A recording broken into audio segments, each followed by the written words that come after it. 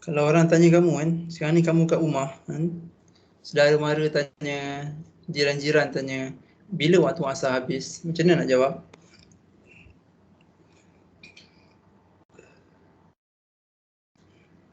Sebab kamu ni dah considered sebagai ustaz dan ustazah kan, sebab mengaji agama je confirm. Itulah gelaran yang kamu dapat. Bila waktu asar habis?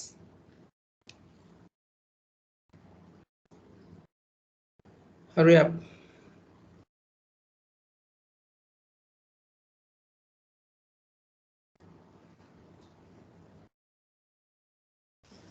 Apabila matahari terbenam di, betul tak Ustaz? Okey, tak apa, kita kumpulkan dulu jawapan. Bila matahari terbenam. Okey, ada lagi yang siapa nak cuba?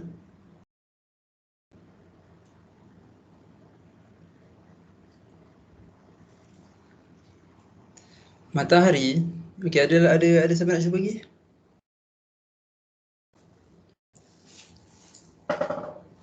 Tak ada.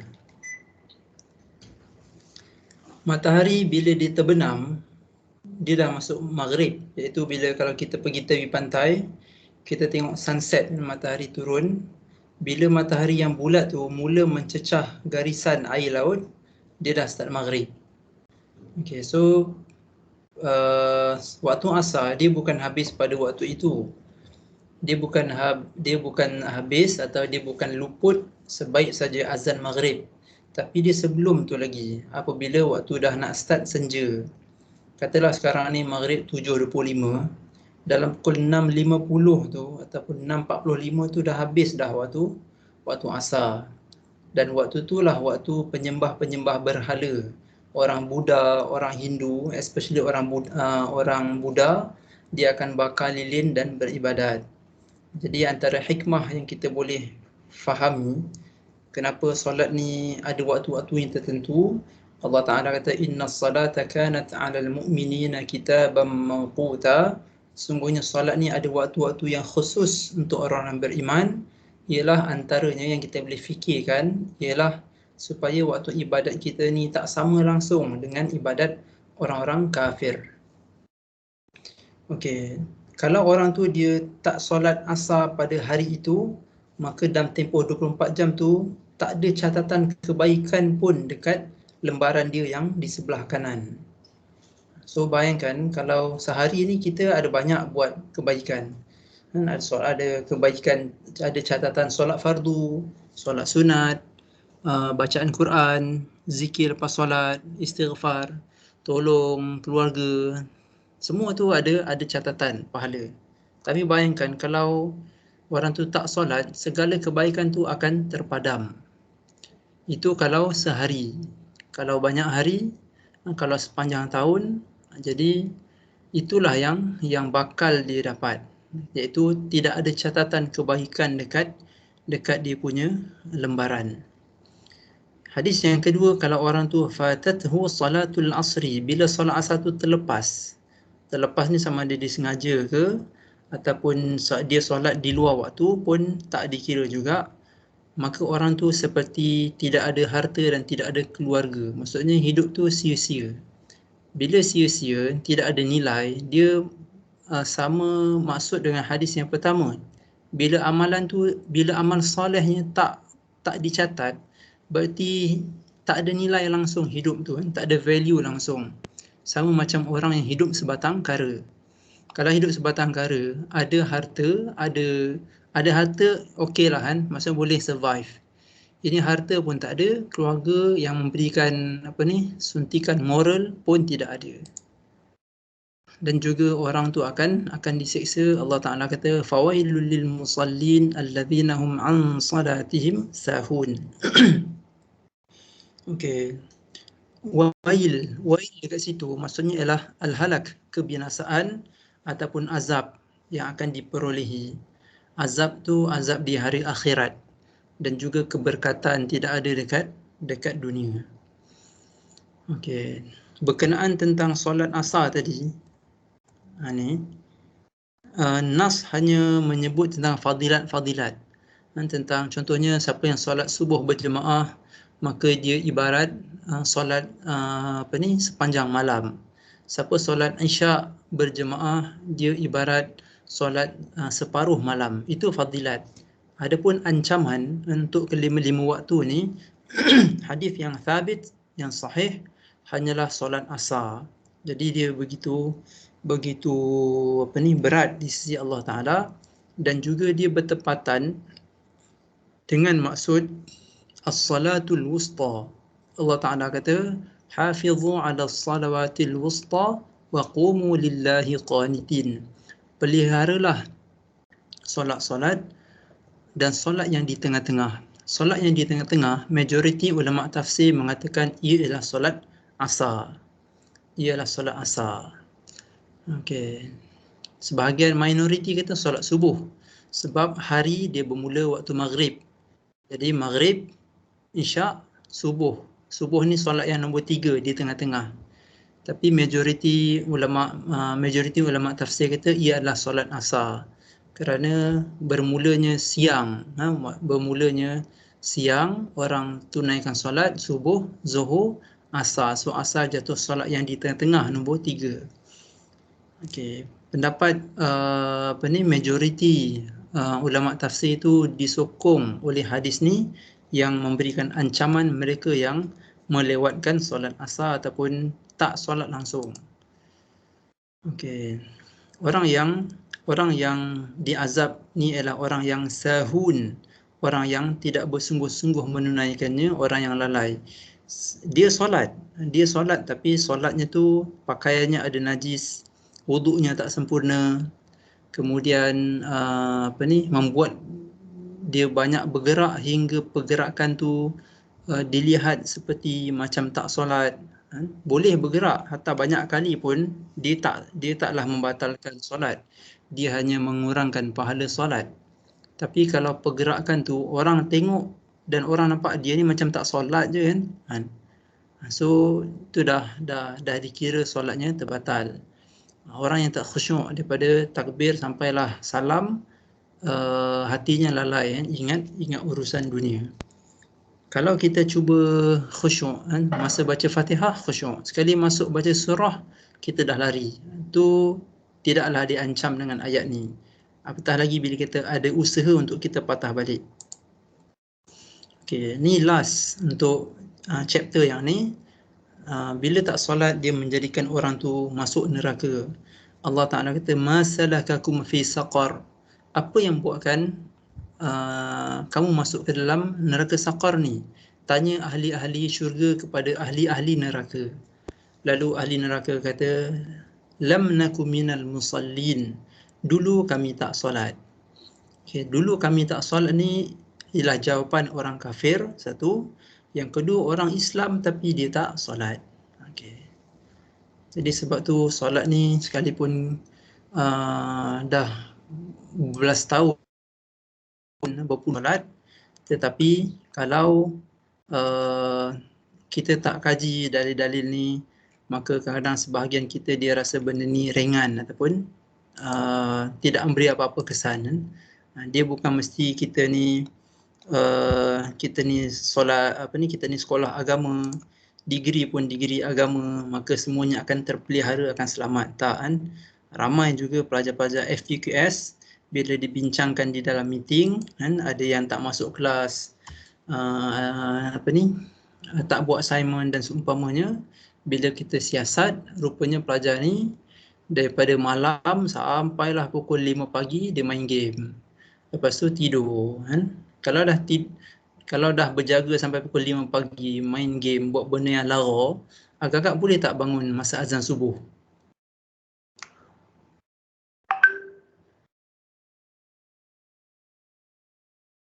Agak-agak terjaga tak bila azan subuh? Tak. Memang payahlah nak jaga kan. Dia akan bangun pada pukul 10 pagi. Dan ni yang berlaku kan, sekalipun dia tu pelajar agama kan, pelajar sekolah agama, masuk pula fakulti agama, ambil Quran Sunnah pure dan seumpamanya. Ada yang pure, ada yang tak pure pun ada kan.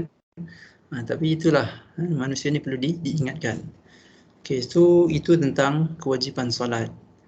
Okey, nampak tak ada apa yang ada di depan skrin anda? Kepentingan wuduk dalam Islam. Okey, baik. Kita rehat dulu dalam 10 saat.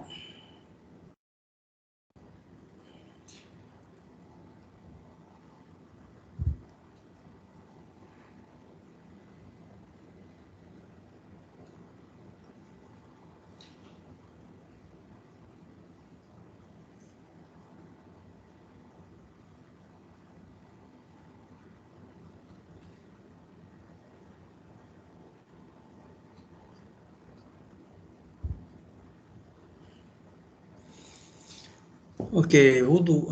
Wuduk ni semua orang tahu dan semua orang buat kan, sebab kita nak solat. Dan dia adalah salah satu syarat sah solat. Tidak ada la tuqbalu salatun bighairi tuhurin wala sadaqatun min ghulul. Okey, solat tak akan diterima kalau tidak ada wuduk, dan juga sedekah tu tak akan diterima sekiranya ia dari hasil yang haram. So sedekah dari hasil yang haram tidak ada pahala. Okey, at-tuhuru syatrul iman, dan wuduk tu ialah salah satu cabang iman. Wuduk ni dia bukan sekadar wuduk yang kita nak solat tu, tapi kalau saja-saja duduk kan, tiba-tiba terbatal, masuk bilik air, ada urusan dalam tu, lepas tu kita nak keluar kan, dan kita sebelum kita keluar bilik air tu kita membiasakan diri untuk berwuduk, maka itu juga salah satu cara ciri-ciri bahawa kita orang yang beriman. Okey, seterusnya ialah hadis ni saya ingat kita pernah dengar. Bila berwuduk ni kita akan melepaskan salah satu daripada 3 ikatan yang syaitan belit ikat pada badan kita. Dalam riwayat Bukhari dan Muslim dan lain-lain, Nabi SAW sebut bila manusia tu tidur, syaitan akan ikat tengkuk dia ni, ikat tengkuk dan kepala. Saya pun tak pasti macam mana kan. Yang penting dia ikat kepala manusia ni macam ibarat kamu ditundukkan, tengkuk kamu tu akan diikat dengan badan. Jadi kamu tak boleh nak mendongak. Kepala kamu jadi semua tertunduk. Okey, dengan 3 ikatan. Bila seorang tu dia bangun pagi dan dia berzikir, dia sebut nama Allah, sama ada dia baca doa tidur kan, ataupun dia sebut Allahu Akbar ke apa-apalah kan. Dia bangun saja, dia baca doa tidur, terlepas satu ikatan. Dia berwuduk, terlepas satu ikatan. Dan bila dia solat subuh, terlepaslah ikatan yang ketiga. Jadi bila dibuat begini, seseorang tu maka dia akan jadi nasyitan tayyiban nafsi. Dia akan jadi cergas, jiwanya bersih. Tapi kalau sebaliknya, khabithan sayyi'an nafs, dia akan jadi khabithun nafsi kaslan. Dia akan jadi jiwanya kotor, kurang berzikir dan seumpamanya, dan dia akan jadi pemalas. Jadi seorang tu kalau dia bangun pun pukul 8 pagi, lepas tu badannya lesu, kalau dia solat pun solat pukul 8 pagi, hendaklah macam tu tak diterima.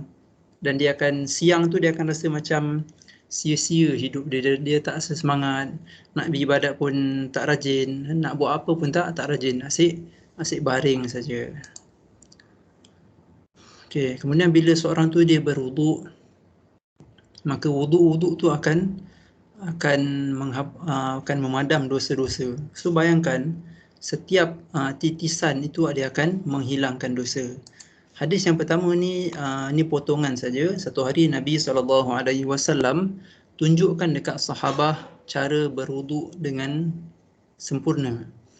Lepas tu baginda berkata, man fa'ala hadha, siapa yang buat macam ni, man tawadda'a hakadha, siapa yang berwuduk macam ni, macam aku tunjukkan ni, ghufira lahu ma taqaddama min dhanbihi, akan diampunkan dosa-dosanya yang telah lalu. Okay, so banyak benda sebenarnya dalam hidup kita ni Allah Ta'ala jadikan dia asbab untuk dosa terhapus. Solat qiyam, man qama ramadana imanan wahtisaban ghufira lahu ma taqaddama min dhanbihi. Man sama ramadana imanan wahtisaban pun diampunkan. Lepas tu siapa yang menyebut amin selari dengan amin imam pun akan ghufira lahu ma taqaddama min dhanbihi. Kemudian siapa yang sebut rabbana lakal hamdu, siapa yang bila imam sebut sami Allahu liman hamidah, dia sebut rabbana lakal hamdu. Dan malaikat juga akan sebut rabbana lakal hamdu. Siapa yang rabbana lakal hamdu sebutannya tu sama serentak dengan malaikat pun akan diampunkan oleh Allah Taala. Jadi terlalu banyak. Termasuklah wuduk. Okey.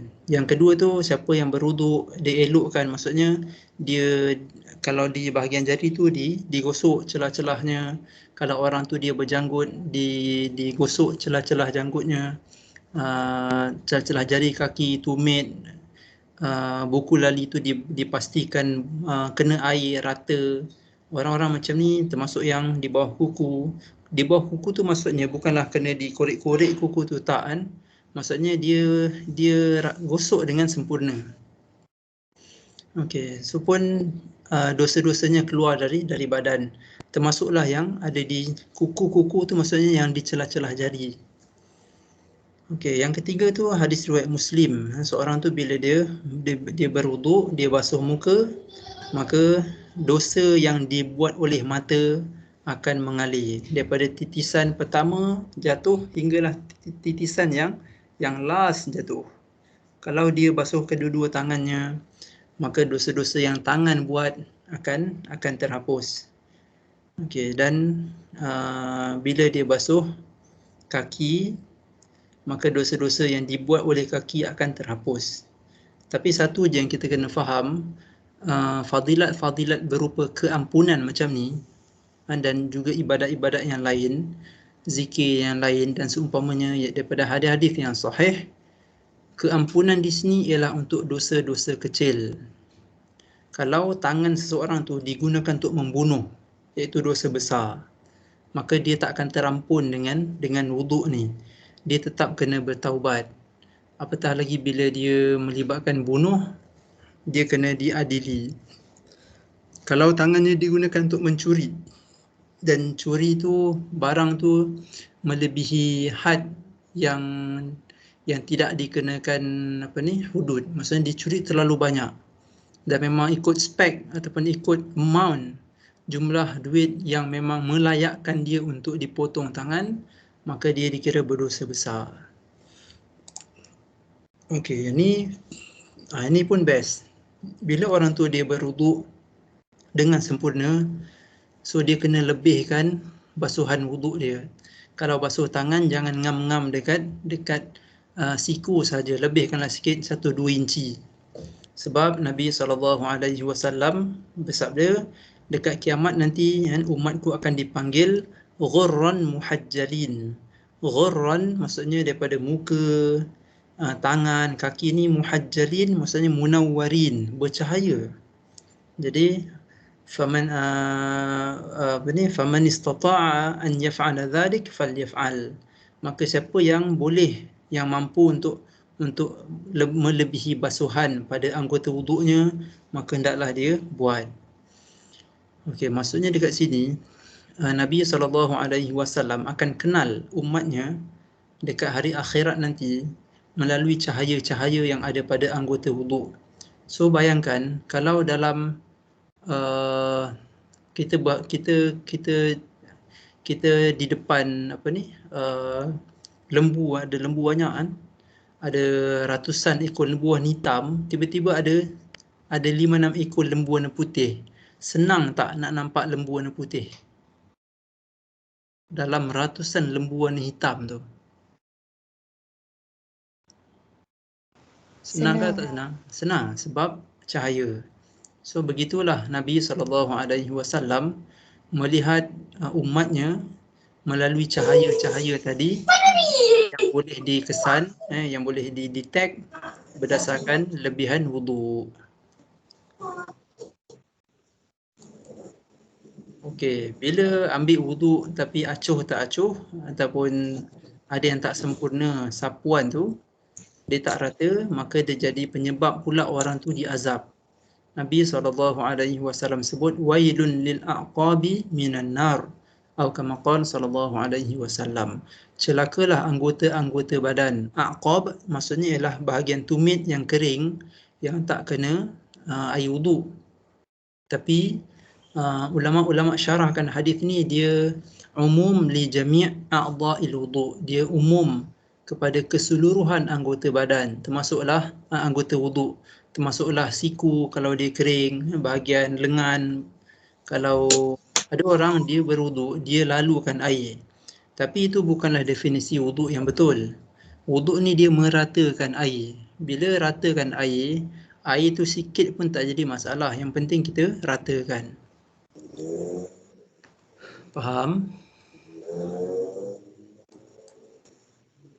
Faham Ustaz? Faham. Seterusnya ialah barulah kita masuk part solat.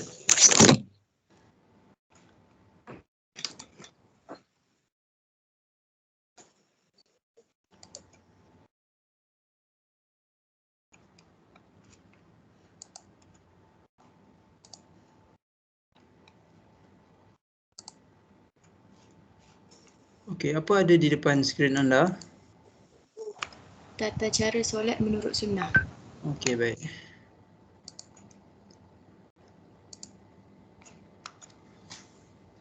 So, tadi kita dah cerita kenapa kita kena solat, kemudian apa yang perlu kita buat bila kita berwuduk serta dia punya fadilat. So, sekarang ni barulah masuk kepada kaifiat solat Nabi SAW dari takbir hinggalah salam. Okey, yang pertama sekali ialah niat. Niat ni ialah lintasan hati. Dia bukannya sebut usolli kan. Okey. Benda ni kalau kita tanya orang awam di luar sana, apakah usolli itu mesti? Ramai yang akan kata mesti. Sedangkan dia bukanlah dari sunnah Nabi SAW. Hatta dalam mazhab Al-Imam Asy-Syafi'i sendiri, ada dua pendapat. Yang pertama ialah yang mengatakan mesti, bukanlah mesti, yang mengatakan lafaz niat ataupun lafaz usolli tu perlu dibaca. Tujuannya adalah untuk menguatkan lagi niat yang ada di dalam hati, maka dekat lidah pun kita sebut. Ini adalah pendapat Az-Zubairi rahimahullah, yang disebut juga yang turut diulas oleh Al-Imam An-Nawawi. Okey, pendapat yang kedua ialah kata tak perlu usolli. Okey, mazhab kitab ni, kitab Majmu' Syarah Muhadzab ni oleh Imam Nawawi. Imam An-Nawawi dia sebut Imam Asy-Syafi'i memang menyebut perlunya lafaz niat. Perlu lafaz niat. Tetapi perkataan lafaz niat yang Imam Syafi'i kata mesti sebut tu, di sini ulama-ulama dalam mazhab Syafi'i berbeza pendapat. Kalau Az-Zubairi dia kata kena sebut usolli. Tapi Imam An-Nawawi beliau kata tak perlu sebut usolli, sebab at-talaffuz bin niyah, iaitu melafazkan niat, yang difahami oleh orang ramai bahawa mesti sebut usolli, bukanlah usolli sebenarnya, tetapi lafaz niat yang dimaksudkan oleh Imam Syafi'i itu ialah takbiratul ihram, yang memanglah itu rukun yang perlu disebut. Okey, jadi dan yang bertepatan dengan sunnah Nabi SAW ialah tidak perlu sebut usolli. Okey, berapa kali Nabi SAW solat dalam hidup baginda? Berapa kali? Banyak kali ke sikit? Banyak. Banyak. Sebab apa banyak?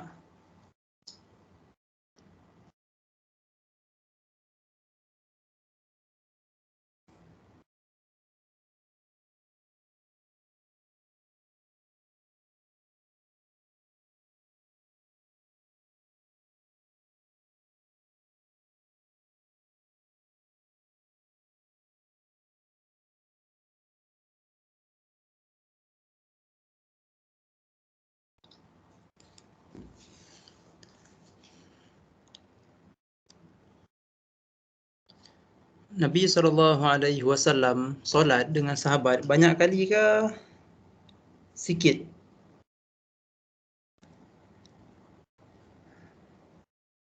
Benar Ustaz. Kenapa banyak?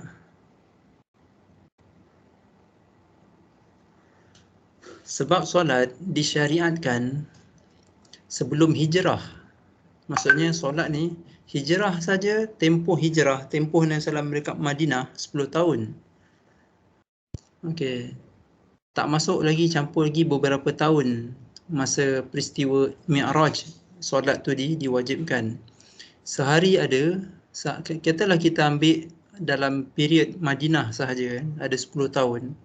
Sehari ada 5 waktu. Sehari 5 waktu. Setahun 365 kali 5 waktu. Dapatlah jumlah tu kan, 1000 lebih. Kali 10 kan, 10 tahun. Jadi banyak itulah kan, ribuan kali itulah Nabi SAW solat fardu. Itu baru solat fardu, belum solat sunat. Dalam tempoh itu, solat berjemaah dengan sahabat, tak ada seorang pun meriwayatkan bahawa baginda menyebut usalli. Kalaulah ada sebut usalli, tentulah ia diriwayatkan.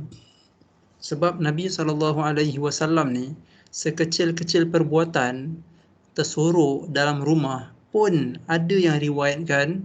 Ini kan pula bila ia dibuat secara terang-terang di depan ramai sahabat. Takkanlah seorang pun tak dengar baginda sebut usalli fardal subhi rak'ataini imaman lillahi ta'ala. Kalau in fa'ala la ruya, dia punya kaedah tu je kan. Kalau baginda buat, pasti ia diriwayatkan, confirmnya. Tapi bila tidak ada riwayat, berarti ia tidak dilakukan oleh Nabi SAW. Satu. Yang kedua, bila seseorang tu dia tidak sebut usalli, maka dia bertepatan dengan sunnah Nabi SAW. Pertama, baginda tak buat. Yang kedua, bertepatan sebab dia akan follow immediately apa yang imam lakukan. Nabi SAW sebut, ju'ilal imamu liyu'tamma bihi. Imam tu dilantik untuk jadi imam agar dia diikuti. فَإِذَا كَبَّرَ فَكَبِّرُوا.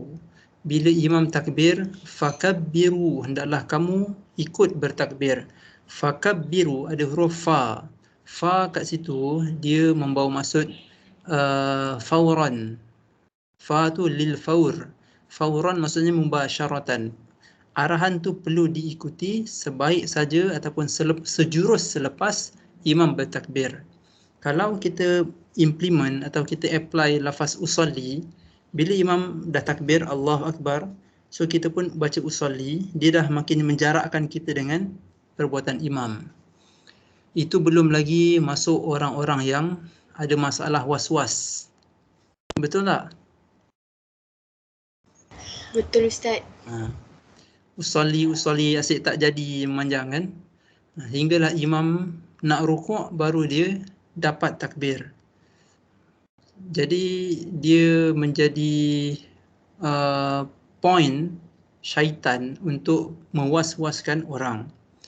Seterusnya ialah orang tu dia akan buat pula beberapa kesalahan bila takbir. Sepatutnya lafaz Allah tu dua harakah sahaja. Betul tak? Nadrah, qari'ah. Boleh tak? Apa hukum sebut Allah panjang? Kalau dalam ilmu bacaan Quran.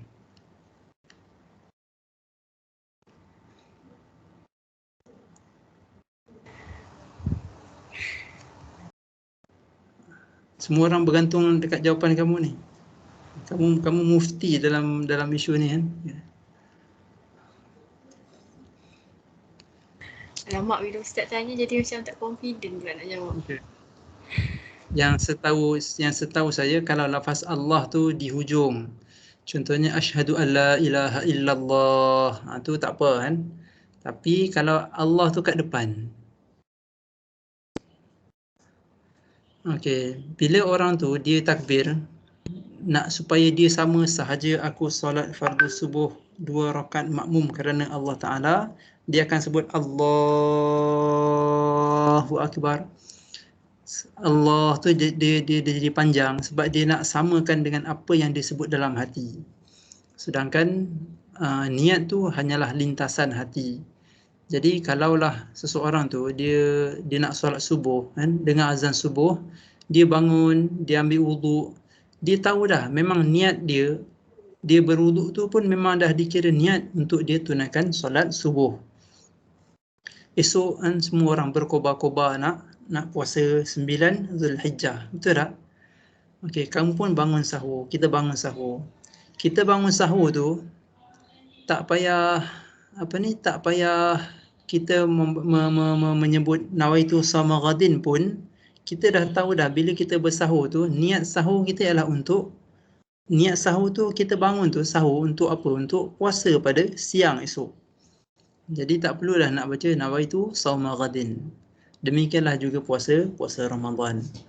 Jadi yang sunnah ataupun yang rajih, yang tepat ialah tidak perlu membaca usalli. Imam habis saja akbar, habis saja huruf ra tu, Allahu Akbar, kita pun terus angkat tangan Allahu Akbar. Jelas? Jelas. Jelas Ustaz. Jelas, Ustaz. Okey, lepas tu kita pun takbir.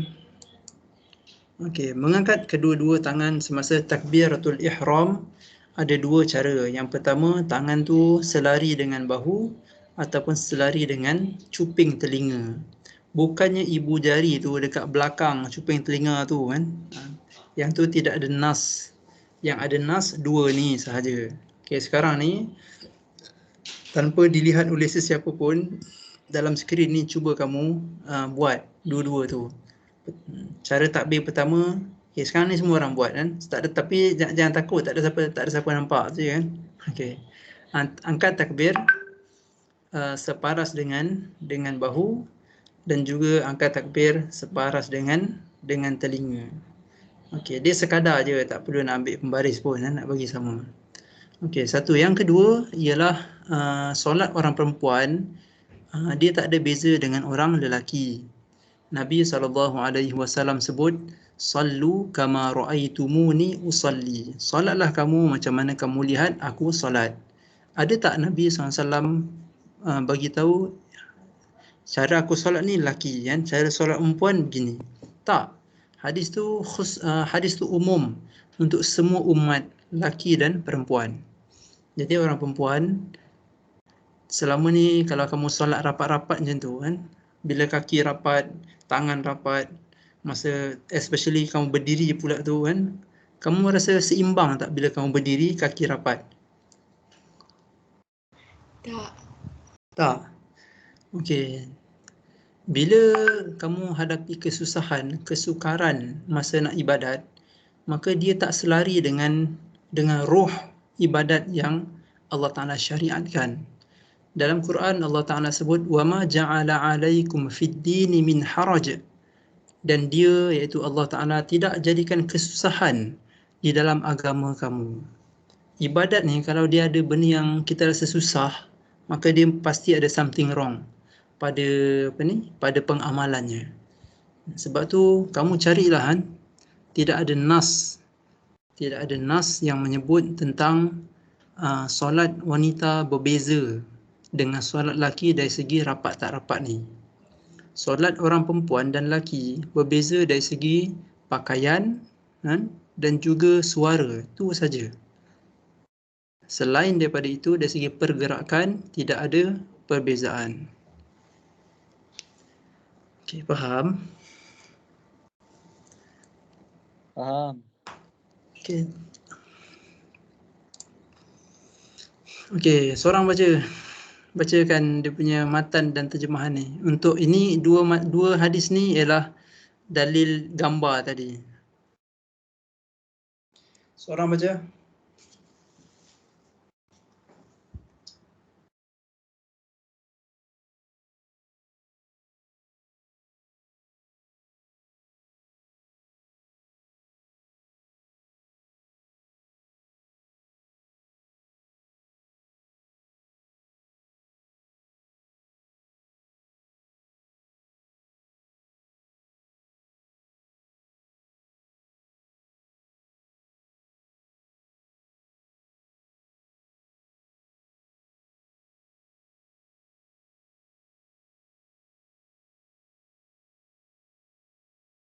Saya dah baca, Ustaz.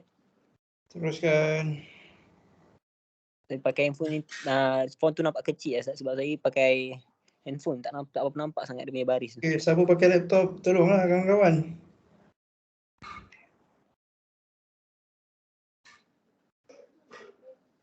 Saya, Ustaz.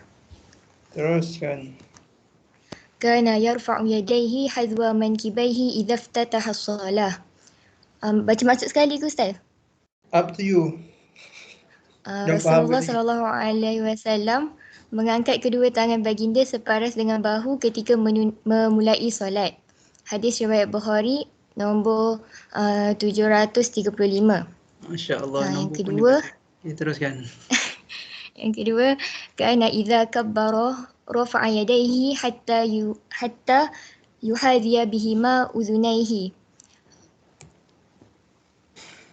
Rasulullah sallallahu alaihi wasallam ketika bertakbir, beliau mengangkat kedua tangan separas kedua telinganya. Hadis riwayat Muslim nombor 390.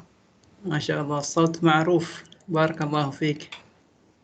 Wafikum الآخرون barakallah. لا يعرفون لعلهم يتعرفون بك بعد قليل بعدما ننتهي. Okey, itu ialah paras tangan diangkat. Okey, semasa tangan diangkat, tapak tangan ataupun tapak tangan dibuka dengan sempurna dan tidak digenggam. So buka habis. Tapi taklah buka sampai macam kita buat nombor 5 tu kan, juga tak terlalu dirapatkan jari-jari tu. Okey, dalilnya kerana Rasulullah sallallahu alaihi wasallam idza dakhala fi salati rafa'a yadayhi madda. Baginda membuka tangan, bukan buat macam penumbuk tu ataupun separa penumbuk. Okey, begitu. Dan juga kaki, tengok kaki kita tu pun mesti yastaqbil al-qiblah. Kaki tu dia taklah terbuka macam satu tu dia tunjuk 45 degree ke kanan, yang kedua 45 degree ke kiri. Tak, dia mesti 100% kaki tu lurus menghadap ke kiblat. Okey, ada 3 keadaan tangan diangkat semasa takbiratul ihram. Yang pertama serentak. Macam selama ni kita buat, dah bertahun-tahun kita solat, kita akan sebut Allahu Akbar serentak dengan angkat tangan. Okey, itu pun sabit daripada riwayat Bukhari. Yang kedua ialah angkat tangan dulu, tangan dah letak dah dekat badan, baru lidah sebut Allahu Akbar. Juga daripada Ibnu Umar. Okey, sekarang ni semua orang buat kan. Tak apa, jangan malu sebab tak ada siapa nampak. Angkat tangan, dah letak dekat perut ke, kat dada ke kan. Lepas tu baru sebut Allahu Akbar.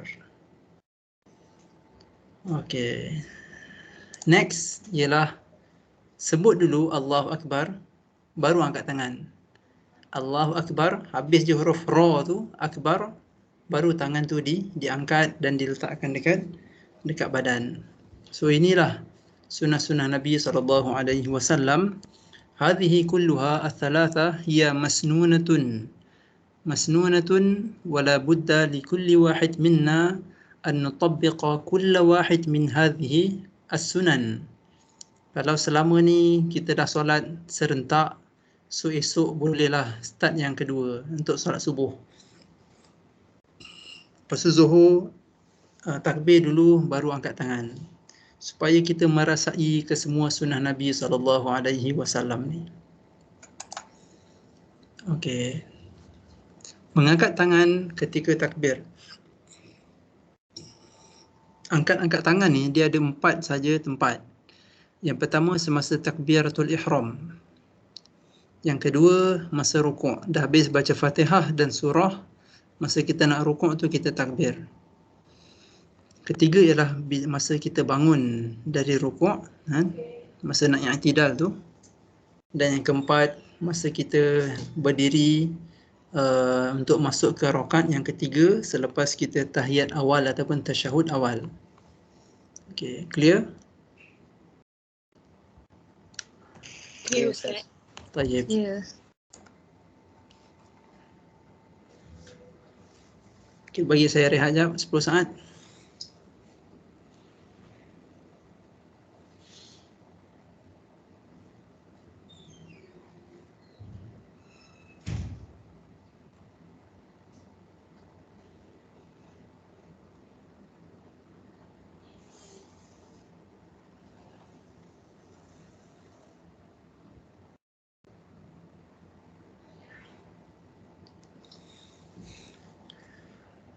Okay, next ialah ada 3 cara untuk kita meletakkan tangan kanan di atas tangan kiri. Ada tiga cara. Yang pertama, okay, ni semua orang buat, kan? Okay. Sekali lagi jangan risau sebab tak ada siapa nampak anda, kan? Anda dan skrin anda saja. Dan juga family-family anda yang ada di yang tengah memerhatikan anda. Pertama ialah tapak tangan kanan di atas belakang tapak tangan kiri. Okey. Pertama ialah tapak tangan kanan di atas tapak tangan kiri. Ni masa tangan dekat badan, kan? Dekat perut ke, kat dada ke, atas dada pun tak ada masalah. Okey, yang kedua ialah tapak tangan kanan dekat pergelangan tangan kiri. Dekat pergelangan tangan kiri. Okey, semua orang buat. Last ialah tapak tangan kanan naikkan sikit ke lengan tangan kiri. So dia makin naik. Okey, mula-mula tapak tangan kanan atas tapak tangan kiri, belakang tapak tangan kiri, tapak atas tapak. Yang kedua, naikkan sikit je, kan? 1 inci saja. Tapak tangan kanan di atas lengan tangan, di atas pergelangan tangan kiri. Dan yang terakhir, lajakkan sikit lagi, tapak tangan kanan di atas lengan tangan kiri. Okey. Dah buat ketiga-tiganya?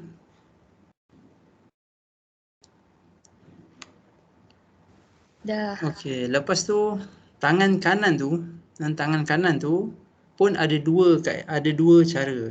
Sama ada nak dilunjurkan sahaja ataupun kamu nak genggam. Sama ada kamu nak biarkan ataupun kamu nak genggam. Iaitu tangan kanan jari-jarinya menggenggam apa yang ada yang kamu capai dekat tangan kiri. Okey, begitu. Cara bersedekap. Bersedekap ni bahasa Indonesia, iaitu meletakkan tangan kanan di atas tangan kiri. Okey, sedekap yang pertama, tangan kanan tu jari-jarinya dibiarkan. Dan sedekap yang kedua, gambar yang kedua, jari-jari tangan kanan menggenggam. Okey. Clear? Clear, Ustaz. Okey. Kelas.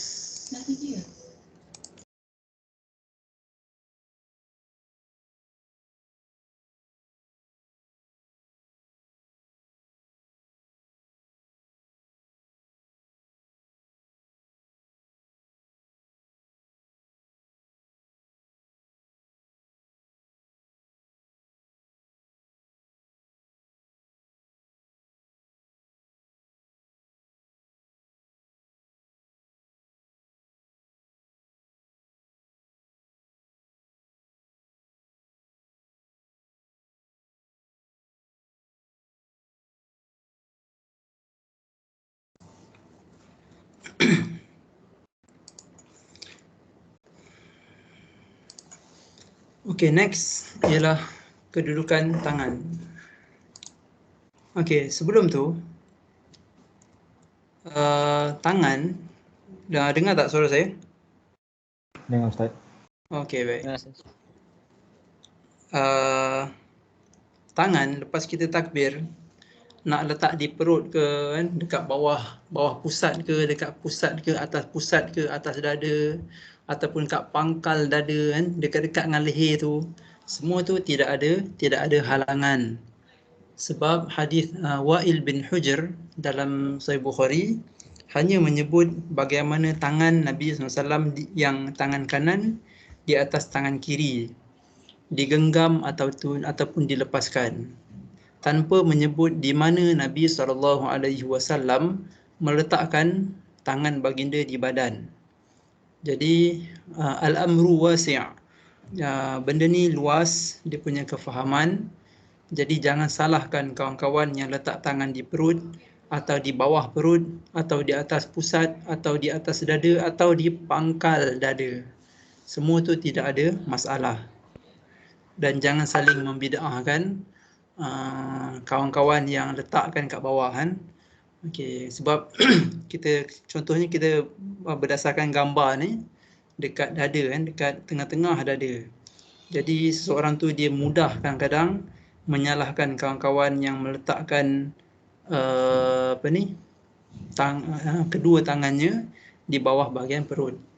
Malah sebahagian mazhab, contohnya mazhab Maliki kalau tak salah, dia mazhab Hanafi, tangan tu diletakkan dekat bawah pusat sebagai macam tanda penghormatan seseorang bila dia berdiri di depan orang dalam keadaan penuh rendah diri, maka dia tak macam berpeluk tubuh kan, nampak macam arrogant ataupun sombong sikit, tapi dia letakkan dekat bawah pusat.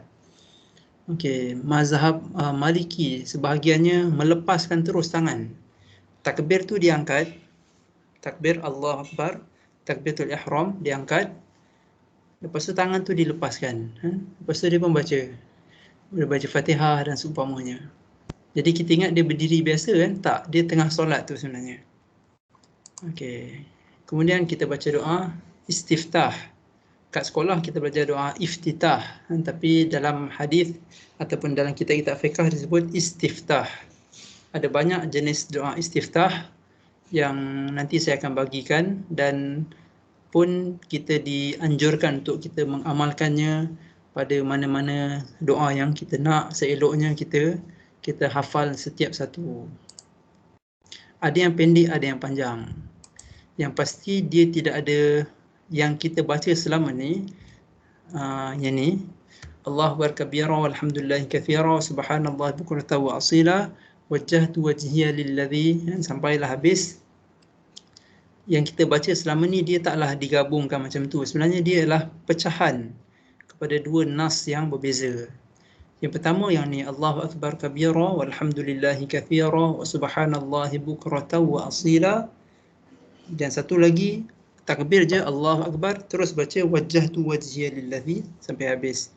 Nanti saya akan bagi link YouTube untuk kamu tengok doa-doa istiftah yang dianjurkan oleh Nabi SAW. Kemudian baca ta'awudz. Ta'awudz pun ada banyak bentuk, ada banyak jenis yang boleh kita implement setiap satunya. Sama ada yang begini ataupun yang biasa, ataupun a'udzubillahi samil alim minasyaitanir rajim. Kemudian baca suratul Fatihah. Membaca surah Fatihah pun jadi khilaf di sebahagian ulama. Pertama yang mengatakan wajib dalam setiap rakaat. So ada 17 rakaat dalam masa 5 waktu sehari dan semalam, maka kesemuanya makmum wajib membacanya. Sebahagian yang lain hanya berpendapat bahawa makmum dia tak baca Fatihah pada rakaat yang dibaca kuat, iaitu solat subuh kedua-dua rakaat, kalau solat maghrib rakaat pertama dan kedua, isyak pertama dan kedua. Ini kalau di imam. Rakaat yang senyap, rakaat ketiga, keempat solat isyak, rakaat ketiga solat maghrib, so maka ia wajib dibaca oleh semua imam dan makmum. Imam of course lah dia baca. Sekarang ni isunya lah makmum. Okey. Kalau saya cenderung kepada pendapat yang mengatakan makmum hanya baca Fatihah pada rakaat yang dibaca perlahan. Adapun rakaat yang dibaca kuat oleh imam, maka makmum tidak wajib membacanya. Wallahu ta'ala alam, dia khilaf yang amat kuat antara kedua-dua pihak. Okey, habis baca Fatihah, kita pun baca amin. Amin tu perlulah serentak dengan amin imam. Sebab bila imam amin, malaikat pun akan amin. Malaikat akan follow amin imam. Dan siapa yang aminnya selari dengan amin malaikat, iaitu siapa yang aminnya selari dengan amin imam, ghufira lahu ma taqaddama min dhanbihi. Okey, semasa kita rukuk, habis baca Fatihah dan baca surah, kita pun rukuk. Okey, apa hukum baca surah ataupun potongan ayat selepas Fatihah?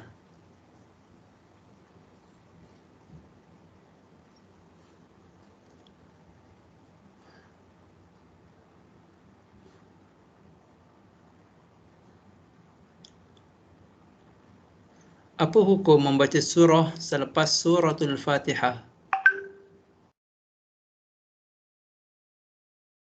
Sunat ya Ustaz. Okey, sunat saja kan? Panjang ke pendek ke, sunat saja kan? Okey. Masa saya sekolah dulu, ada senior dia jadi imam.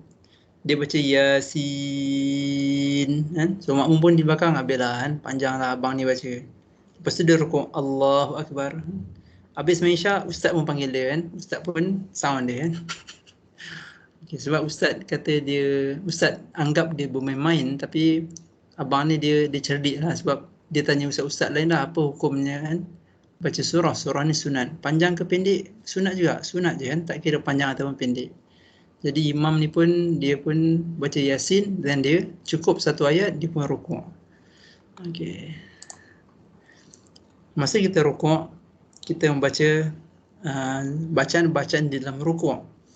Okey, di sana ada banyak bacaan sebenarnya. Selama ni kita bertahun-tahun kita belajar, kita hanya implement satu, tapi sebenarnya ada banyak.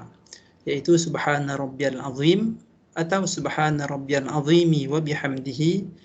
Yang ketiga ni yang kerap Nabi SAW baca, subhanakallahumma rabbana wa bihamdik Allahumma ghafirli. Dan yang keempat, subuhun qudusun rabbul malaikati war ruh. Orang kita baca subuhun qudusun rabbul malaikati war ruh tak kena tempat. Dia baca pada selepas 2 rakaat tarawih. Dahlah tak kena tempat kan, sebahagian masjid dan surau baca salah pula tu. Subuhun qudusun rabbuna wa rabbul malaikati war ruhan. Jadi itulah yang terjadi bila sunnah tidak dipelajari. Satu, salah kita membacanya, salah tempat. Yang kedua, bacaan tu sendiri ditokok tambah. Okay, jadi hopefully selepas ni boleh kita implement bacaan ni dengan bacaan yang betul dan di tempat yang betul. Boleh semua sekali? Boleh Boleh insyaAllah. Ustaz, insyaAllah.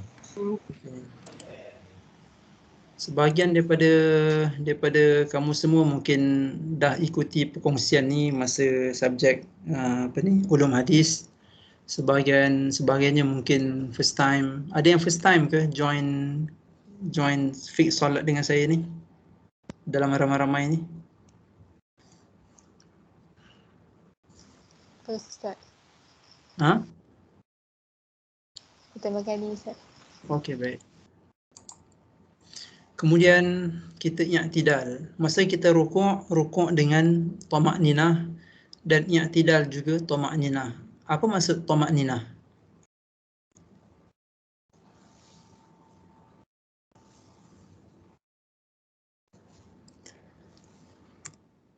Masa rukuk ni kalau orang tu dia tak baca apa-apa langsung, boleh tak? Masa rukuk dia diam je. Boleh. Sah tak? Nanti solat dia tak sah macam mana? Sah je. Okey, dia kalau dia tak baca apa-apa pun solat dia sah. Berapa lamakah dia perlu diam semasa dia rukuk? Okey, ada jawapan daripada student lain?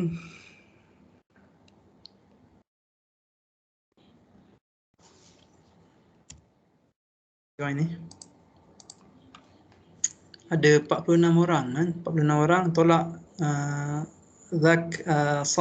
صاحبة الصوت المعروف هذا لا نريدها عند أسئلة بسيطة السهلة. أوكي. أما الآخرون فالمجال مفتوح لكم. Berapa lama kadar yang diperlukan untuk orang tu dapat tamak ninah semasa dia rukuk, i'tidal dan juga sujud?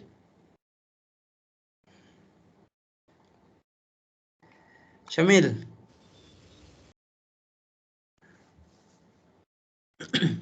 Muhammad Syamil bin Abdul Rahman. User, How are you, Syamil? I'm fine. Okay. Alhamdulillah. I'm glad to hear your voice. And I'm glad if you answer my question. Can you repeat the question? Okay. How many seconds we need to get tamak ninah during rukuk?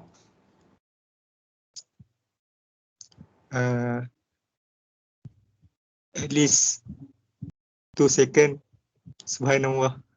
Okay. Ahsan, barakallahu fiqh.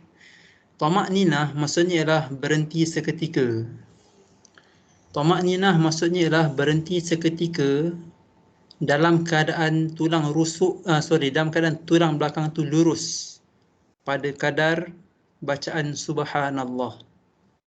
Okey, subhanallah ni mungkin 2 saat atau mungkin 3 saat. Yang penting tulang belakang tu dia lurus. Kecuali masa sujud lah, mana ada orang sujud tulang belakang dia lurus, dia mesti bengkok sikit. Tetapi pada kadar bacaan subhanallah. Jadi masa rukuk pun kalau dia baca subhana rabbiyal azim, dia dah lebih dari yang diperlukan. Tapi kalau orang tu dia tak baca langsung, kan? Dia tak sebut subhanallah pun dia tak sebut, tapi dia diamnya tu pada kadar subhanallah, pada kadar bacaan subhanallah, maka solatnya sah. Okey, kemudian dia i'tidal. Bila dia i'tidal, dia bangkit dan dia membaca sami Allahu liman hamidah kalau untuk imam, dan kalau dia solat bersendirian dia baca rabbana lakal hamdu. Kalau dia solat bersendirian dia baca sami Allahu liman hamidah dan rabbana lakal hamdu atau rabbana walakal hamdu.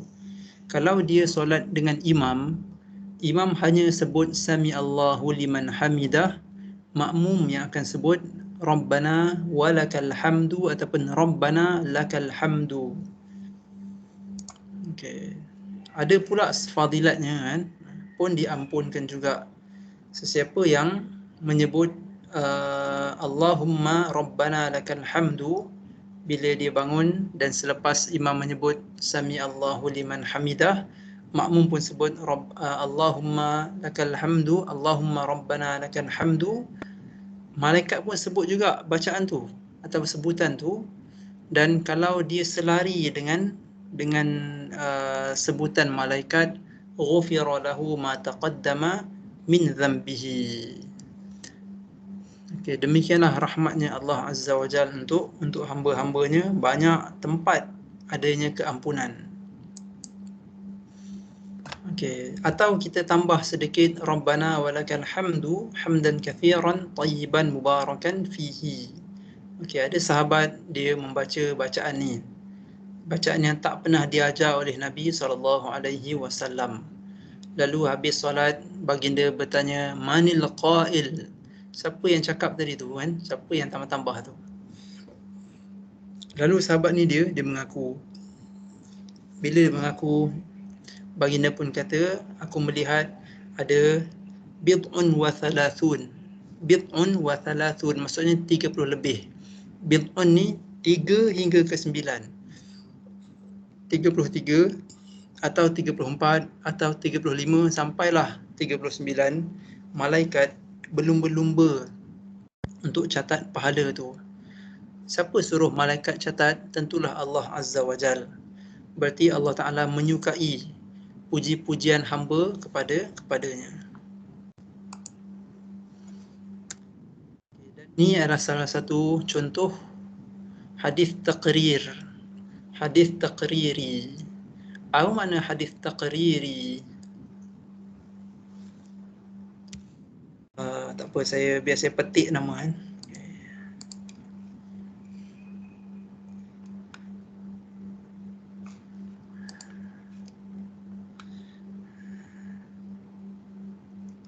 Muhammad Firdaus.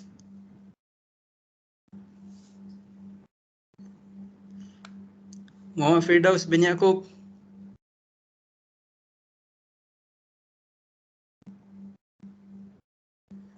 Muhammad Al-Amin As-Sanghafuri. نعم أستاذ. كيف الحال؟ الحمد لله. عرف الحديث التقرير. Hadis takriri yakni perkataan atau perbuatan sahabat yang diketahui oleh Nabi Muhammad SAW dan disetujui oleh beliau. Perbuatan ataupun kata-kata sahabat yang dipersetujui oleh Nabi SAW. Okey, percubaan yang baik. Okey, ada siapa lagi nak tambah?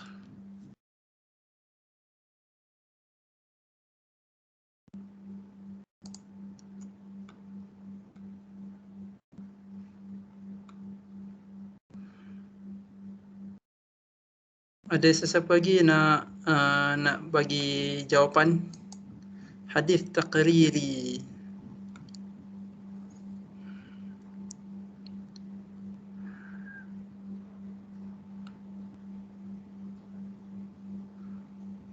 Saya tambah Ustaz. Okey, teruskan. Perbuatan Nabi yang tidak menunjukkan apa ni? Apa bahasa dia? Setuju ataupun tidak setuju dalam satu perkara. Okey, perbuatan yang setuju ataupun tak setuju dalam satu perkara. Okey, ada jawapan lain? Syauqi.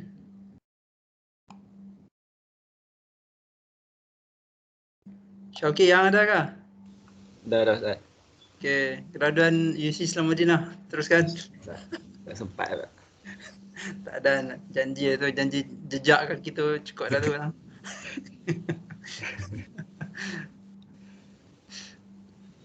Apa nama ni, perbuatan yang apa yang didiamkan oleh baginda Nabi. Baginda Nabi tidak mengingkari sama ada daripada perkataan ataupun perbuatan yang datang daripada para sahabat. Okay. Boleh Ustaz?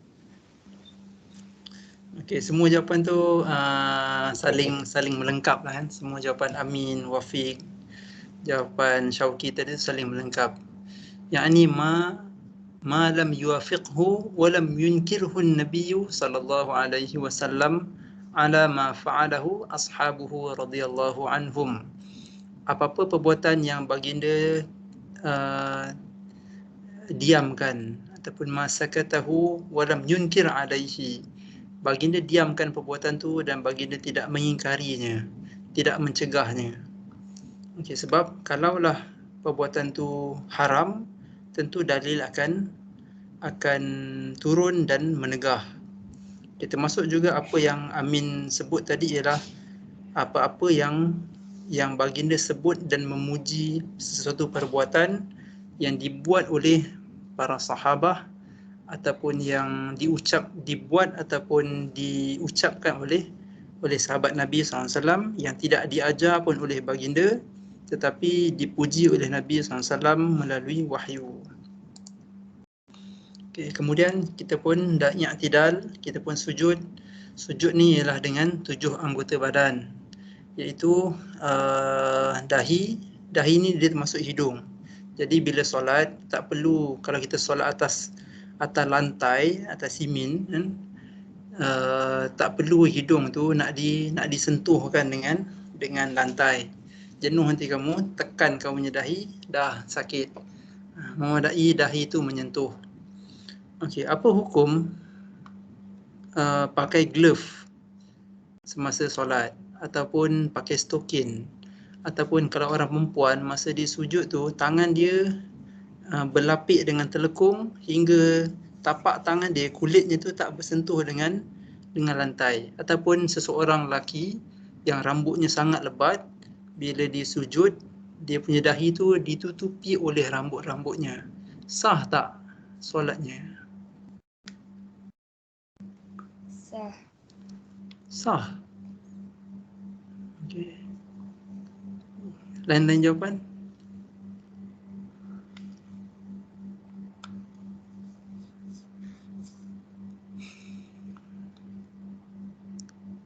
Lain-lain jawapan?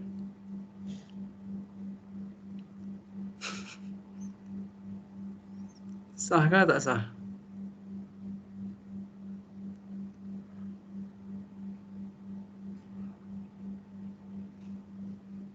Kalau sah, kenapa dia sah? Kalau tak sah, kenapa dia tidak sah?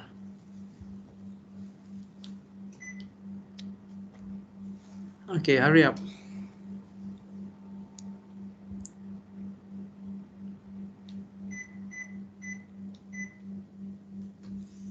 Ada jawapan?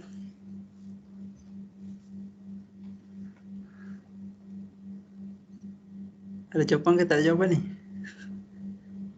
Kau macam mana status solat kamu?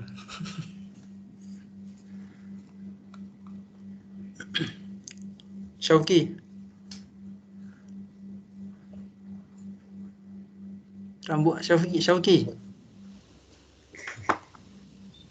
Rambut hang panjang kan? Kalau hang sujud tu, kalau hang tak pakai kopiah, tu rambut tu dia tutup dahi hang macam mana?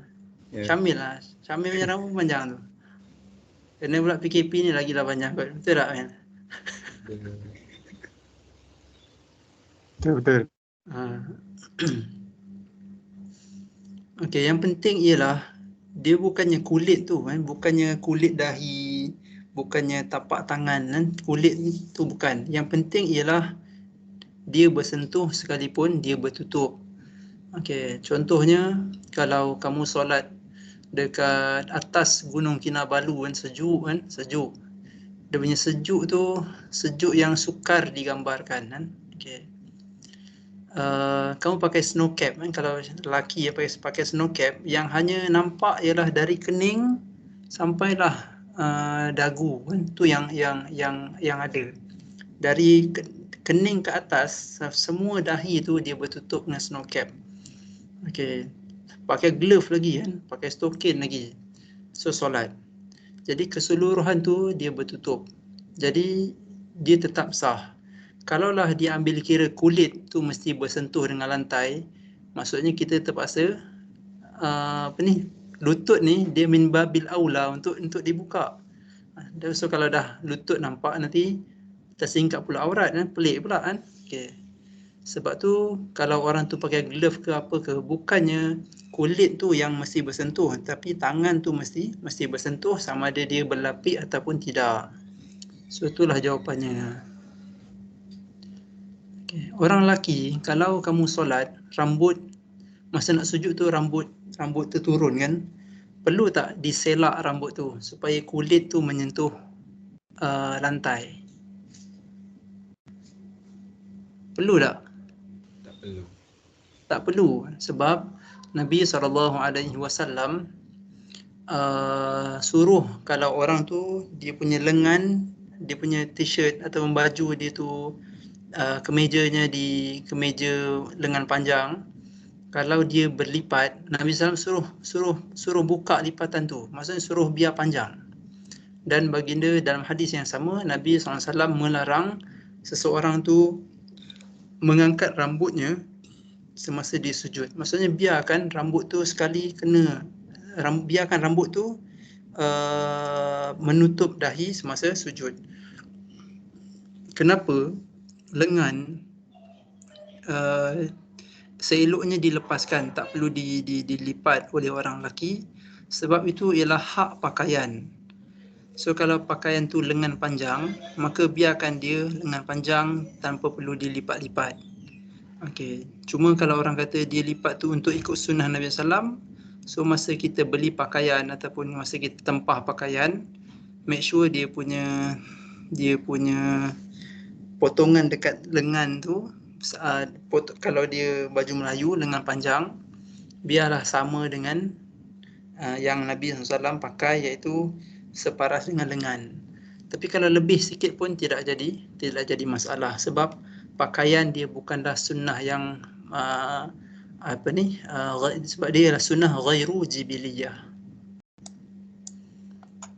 Okey, kemudian kita sujud. Masa sujud juga demikianlah dia punya bacaan, yang beza subhana rabbiyal a'la dan subhana rabbiyal a'la wa bihamdihi. Nombor 3 dan nombor 4 tu sama saja macam rukuk tadi.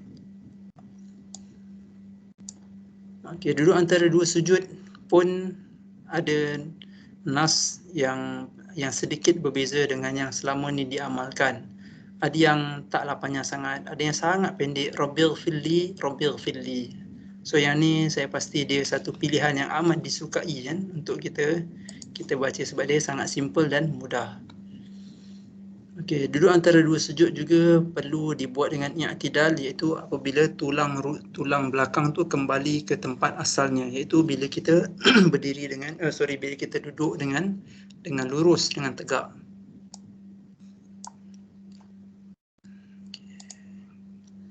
Kemudian masa kita tasyahud, jari tu diangkat pun ada khilaf. Kalau mazhab Syafi'i masa menyebut illallah sampailah habis. Kalau mazhab Maliki daripada awal sampai habis. Mazhab Hambali semasa menyebut lafaz Allah sampai habis, sampai selesai. Dan mazhab Hanafi hanya menyebut lafaz Allah dan turunkan balik. Dan mata perlulah melihat telunjuk semasa tasyahud. Waktu lain masa solat mata melihat tempat sujud, tetapi masa tasyahud, masa jari tu diangkat, mata melihat jari. Mata tu melihat jari. Okey, seorang baca. Suara-suara yang belum pernah kedengaran malam ni. Baca aja, kamu nak madu apa kan? Tak ada siapa nampak.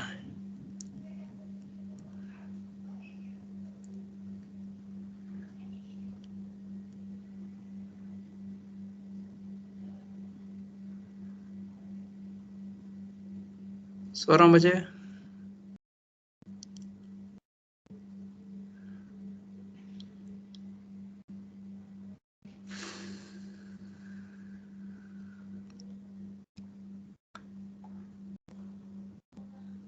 Suara saya jelas tak kedengaran?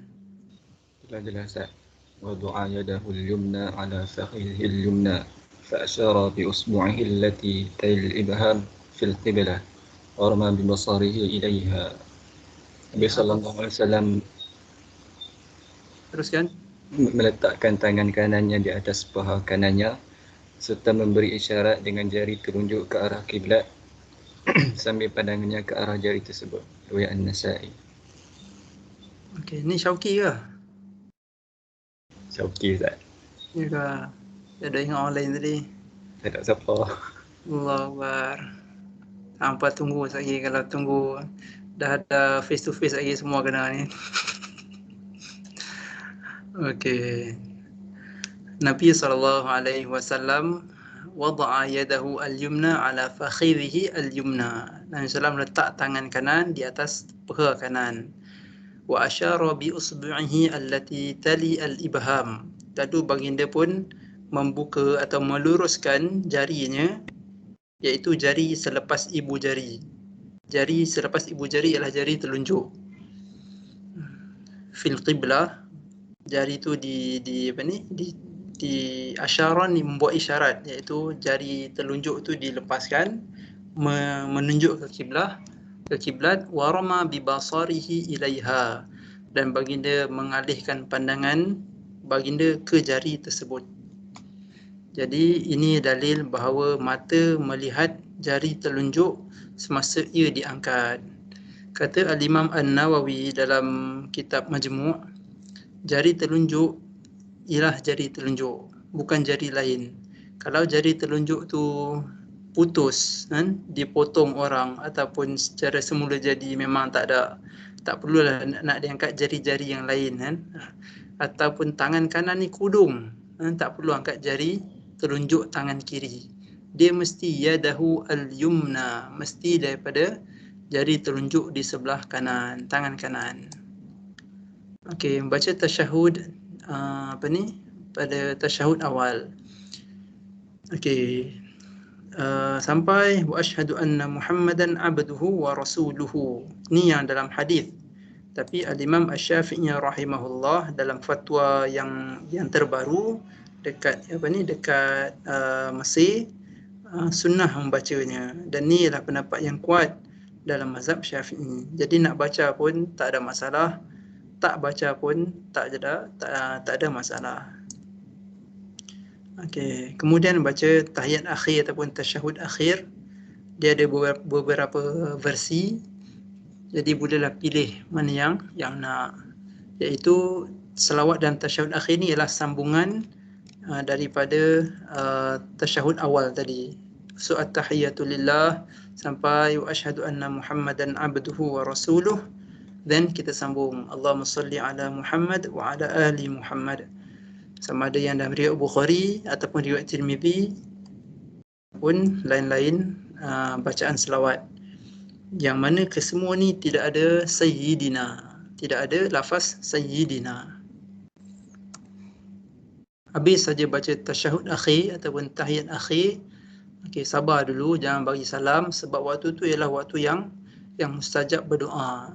Dan doa yang kerap sangat Nabi SAW baca ialah doa berlindung dari 4 perkara, iaitu daripada azab neraka Jahannam, azab kubur, fitnah al-mahya wal mamat. Okey, fitnah al-mahya wal mamat, ujian semasa hidup dan semasa mati. Ujian semasa hidup ni ialah ujian-ujian daripada syaitan, daripada manusia, orang nak zalimi kita, kemalangan, wabak dan seumpamanya. Iaitu apa saja ujian semasa kita hidup.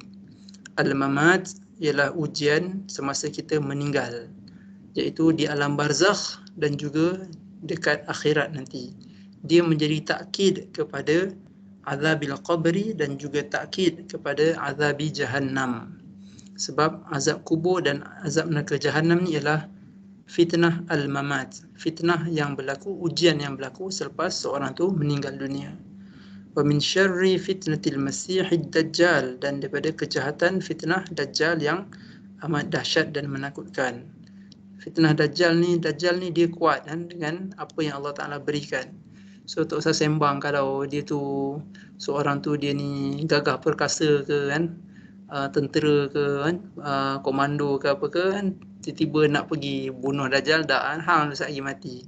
Okey, sebab yang membunuh dajjal ni bukan manusia biasa. Cuma agama hanya ajar kita daripada bagaimana nak berlindung daripada ujian yang dahsyat yang Allah Ta'ala berikan sedikit kelebihan kepada dajjal ni. Kemudian doa-doa yang ada ni boleh baca, nanti slide ni saya bagi. Last sekali ialah memberi salam. So Assalamualaikum warahmatullahi, Assalamualaikum warahmatullahi, ke kanan dan ke kiri macam yang biasa kita buat. Okey, yang kedua ialah Assalamualaikum warahmatullahi wabarakatuh, dan ke kiri Assalamualaikum warahmatullahi pun sabit juga. Yang ketiga ialah toleh ke kanan sedikit sahaja dan baca Assalamualaikum. So bolehlah implement ni subuh esok baca nombor 2 tu kan. Okay, cuma yang ketiga tu dibuat sekiranya urgent. Contohnya seseorang tu bila dia solat qabliyah, solat sunat qabliyah, dia duduk saja tahiyat akhir, tasyahud akhir, muazzin pun iqamat. Dia iqamat, jadi seorang tu dia nak cepat, jadi dia segerakan baca tasyahud akhir dan dia menoleh ke kanan sedikit sambil memberi salam Assalamualaikum. Okey. Kemudian menyapu muka selepas salam adalah sesuatu yang sangat bukan sunnah Nabi SAW. Okey. Hadisnya pula hadis yang sangat dhaif jiddan yang tak boleh dijadikan hujah. Jadi tidak ada salam, tidak ada sapu-sapu muka selepas solat. Kalau nak sapu pun biarlah sapuan itu hanya untuk membuang pasir-pasir yang ada dekat dahi ataupun dekat hidung. Yang pasti bila kita nak buang pasir ataupun kotoran yang ada dekat dahi dan hidung, kaedahnya tentulah tak sama dengan sapuan yang nampak macam sebahagian daripada solat. Okay, so yang terbaik ialah kalau kita solat pun atas tikar sejadah. Kalau tak ada sejadah pun sah tak solat kalau tak ada sejadah? Sahkah solat tak ada sejadah? Sah. Orang kita ni kalau tak ada sejadah macam tak sah pula kan. Malah dia bukanlah pelengkap pun kan. Kalaulah lantai tu dah di vacuum, dah licin apa semua kan. So tak payah kan. Tak perlu pun. Okay, so kalau dahi tu bersih, jadi tak payah, tak ada keperluan pun nak sapu-sapu. Memadailah bila kita salam ke kanan dan ke kiri, lepas tu habis, tak payah sapu-sapu. Okey. Malah yang sunnah ialah sahabat kalau nak tahu Nabi SAW ni baru habis solat ke tidak, mereka akan tengok dahi Nabi SAW. Kalau dahi baginda tu berpasir-pasir, maknanya mereka tahulah Nabi SAW ni baru saja tunaikan solat. Kalau ada sapu dahi, tentulah Nabi SAW akan bersihkan, akan sapu, dan tentulah pasir-pasir tu tak ada dekat dahi Nabi SAW. Tapi bila sahabat nampak kan, sahabat sembang dengan Nabi SAW, nampak dahi tu berpasir, tentu mereka tahu ini mesti baru habis solat. Okey, wallahu ta'ala alam. End of slide show. Okay, pukul 11 dah kan. Okay, seterusnya ialah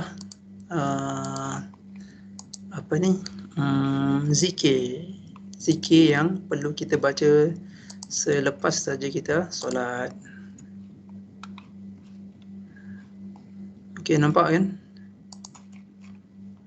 Nampak Ustaz. Okey. Yang pertama ialah istighfar. Macam mana Nabi SAW ajar kita istighfar? Bukan istighfar yang panjang-panjang tu kan. Simple je. Astaghfirullah, astaghfirullah, astaghfirullah. Allahumma antas salam wa minkas salam, tabarakta ya dzal jalali wal ikram. Kalau orang tu nak baca astaghfirullahal azim allazi la ilaha illa huwal hayyul qayyum wa atubu ilaih, taklah kita kata salah.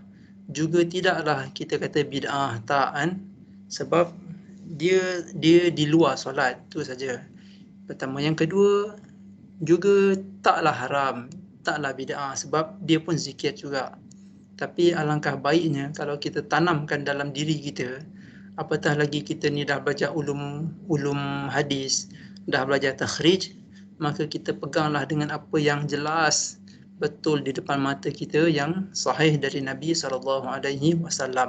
Inilah cara untuk kita katakan pada diri kita, kita ni pelajar Quran dan Sunnah. Kita tak membid'ahkan orang, tidak menyalahkan orang lain, tapi kita punya pendirian ialah kita kata kita nak amalkan apa yang sahih dari Nabi SAW. Itu saja. Tak perlu nak gaduh-gaduh, nak salahkan orang, tapi kita sendiri memilih untuk kita untuk kita implement sunnah Nabi SAW.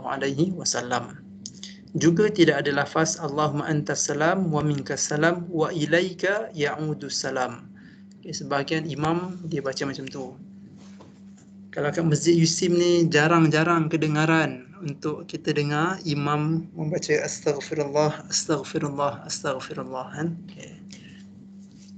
Saya taklah salahkan kan, tapi hopefully mudah-mudahan satu masa nanti imamnya semua imam akan zikir lepas solat selari dengan apa yang Nabi SAW tunjukkan.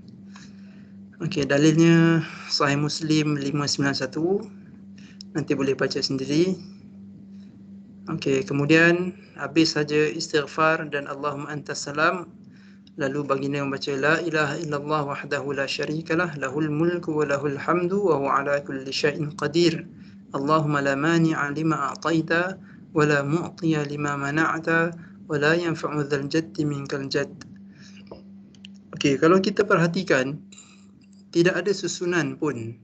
Susunan-susunan ni para ulama yang susun.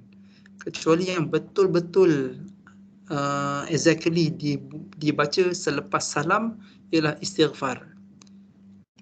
Dibaca selepas salam ialah istighfar. Tengok dalil tu, idzan sarafa min salatihi istaghfara thalathan. Bila selesai saja solat, baginda akan beristighfar 3 kali. Okey, kemudian selepas tu semuanya dalil menyebut anna nabiyya sallallahu alaihi wasallam kana yaqulu fi duburi kulli salatin maktubah la ilaha illallah wahdahu la syarikalah. Okey, selepas baginda solat baginda baca ni. Selepas baginda solat baginda zikir begini. Dia tidak ada susunan yang khusus. Yang betul-betul nombor 1 sekali, yang pertama sekali ialah istighfar. Selepas tu terpulanglah pada keselesaan kamu. Okey, kalau dekat Malaysia istighfar tu okey standard. Lepas tu la ilaha illallah wahdahu la syarikalah standard. Lepas tu kita akan baca ayat kursi, baca 3 qul, barulah tasbih, tahmid dan takbir 33 kali. Kalau dekat Arab Saudi dia lain. Dia baca istighfar, kemudian la ilaha illallah wahdahu la syarikalah macam biasa. Kemudian mereka membaca tasbih, tahmid dan takbir. Lepas tu baru baca ayat kursi dan 3 qul. Okey, sebab susunan tu dia bukan mesti sebab semua dalil hanya menunjukkan baginda baca ni lepas solat, baginda baca ni lepas solat. Tidak ada yang disusun secara spesifik. Yang benar-benar betul yang istighfar tadi tu. Okey, yang ni pun saya akan bagi. Okey, untuk solat subuh dan maghrib ni, kalau saya punya implementation, habis saja istighfar dan Allahumma antas salam wa minkas salam tabarakta ya dzal jalal wal ikram, saya terus baca yang nombor 4 ni. Sebab dia punya kaifiat ialah membaca zikir ni la ilaha illallah wahdahu la syarikalah lahul mulku wa lahul hamdu yuhyi wa yumit wa huwa ala kulli syai'in qadir 10 kali. Dia ada kaifiat membacanya. Okey, tengok dalil tu. An Abi Dzar anna nabiyya anna Rasulullah sallallahu alaihi wasallam qala, siapa yang membaca di selepas solat subuh wa huwa thanin rijlaihi. Thanin rijlaihi maksudnya ialah kaki dia tak bergerak. Kaki dia tak berubah dalam keadaan semasa dia tasyahud akhir. So kalau lepas subuh ni kita duduk tawarruk. Duduk tawarruk iaitu duduk tahiyat akhir, punggung mencecah ke lantai dan jari-jari itu pun masih tegak. Jari-jari kaki kanan tu masih tegak dan bukannya dilepaskan. Lepas tu yang kedua ialah qabla an yatakallam. Sebelum sembang-sembang dengan sesiapa, habis ni dulu istighfar, Allahumma antas salam wa minkas salam, dan terus jam kepada yang ni. Sebab kalau zikir yang ni kita duduk kat ujung-ujung, kita letak kat ujung-ujung, nanti kita kena lama duduk dalam keadaan tawarruk. Okey, so supaya lebih selesa, saya letakkan yang nombor 4 ni dekat awal-awal untuk solat maghrib dan solat subuh 10 kali. Okey, jelas tak? Jelas Ustaz. Okey, next ialah juga sebelum kita bersembang-sembang, bercakap-cakap, membaca Allahumma antas salam wa minkas Allahumma ajirni minan nar. Hadis ni hadis yang sebahagian ulama hadis kata dia dhaif, tapi dalam carian saya tengok Ibnu Hajar menghasankannya. Okey, Allahumma ajirni minan nar 7 kali, bukan dibaca 3 kali oleh kebanyakan imam, dan juga pada 2 waktu solat saja. bukannya kelima-lima waktu solat. Okey, kalau orang kata salah ke kalau saya nak baca pada waktu zuhur dan asar dan isyak, kan? Okey. Kita tak akan sama sekali membida'ahkan orang. Sebab ni sekadar zikir saja kan, dan dia ialah sekadar doa biasa. Tapi kalau kita sekadar bagi tahu ini sunnah Nabi SAW, kalau dia nak baca juga pulanglah pada dia di luar, di waktu-waktu yang lain. Yang tak bolehnya ialah bila dia kata ini sunnah Nabi, okey, sallallahu alaihi wasallam. Kalau dia nak membacanya 3 kali pula tu, lepas asar pula tu kan, okey. So kita taklah mengingkarinya dengan pengingkaran yang dahsyat, tak kan? Okey, sebab dia bukannya buat benda yang syirik pun kan. Okey. Ini sekali lagi zikir nombor 6 ni, dia punya fadilat, ghufirat khatayahu wa in kanat mithla zabadil bahri. Membaca subhanallah 33 kali, alhamdulillah 33 kali, Allahu akbar 33 kali, dan ditutup dengan la ilaha illallah wahdahu la syarikalah, lahul mulku wa lahul hamdu wa huwa ala kulli syai'in qadir, sebagai zikir yang ke-100. Maka Allah Ta'ala akan ampunkan dosa-dosa sekalipun sebanyak buih di lautan. Kemudian baca ayat kursi. Baca ayat kursi ni dia adalah satu jaminan orang tu dia akan masuk dalam syurga. Man qara'a ayat al-kursi dubura kulli salatin maktubatin lam yamna'hu min dukhulil jannati illa al-maut. Okey, siapa baca ni setiap kali selepas solat. Okey, tengok situ kan. Apa maksud dubura kulli salah? Ad-dubur maksudnya ialah kalau manusia kan, manusia punya dubur maksudnya ialah bahagian daging dekat bahagian saluran najis, tapi dia masih di dalam ataupun dia masih dekat dengan dubur. Maksudnya ialah betul-betul selepas orang tu solat. Betul-betul selepas orang tu solat. Maksudnya zikir ni perlu dibaca tanpa diselangi dengan sembang-sembang. Ada orang dia habis sembahyang, dia sembang baru dia nak solat, baru dia nak zikir. Sah lah zikir tu, ada pahala, tapi itu tidak ada adab dia dengan Allah Ta'ala. Sebab semua zikir ni kalau kita perhatikan daripada yang awal sampai yang last ni, semuanya dubura kulli salatin maktubah. Dubura kulli salat, maksudnya sejurus selepas solat. Ada sebahagian ulama menyebut dubura ataupun ad-dubur, maksudnya dia masih di dalam solat tapi kat ujung sekali. Okay, yang tu ialah berdasarkan hadis membaca doa sebelum salam. Sebab matanya menyebut duburus salah. Di situlah ulama memahami ad-dubur maksudnya ialah bahagian daging dalam badan manusia tapi dia masih di dalam, bukannya di luar badan manusia. Jadi bacaan doa tu tentunya betul-betul di hujung tasyahud akhir dan sebelum salam. Satu, yang kedua, apatah lagi bila doa tu tak ada pun seorang sahabat riwayatkan kami dengar Nabi SAW baca contohnya berlindung dari 4 perkara tadi selepas salam. Jadi di sini ulama faham ia dibaca sebelum salam.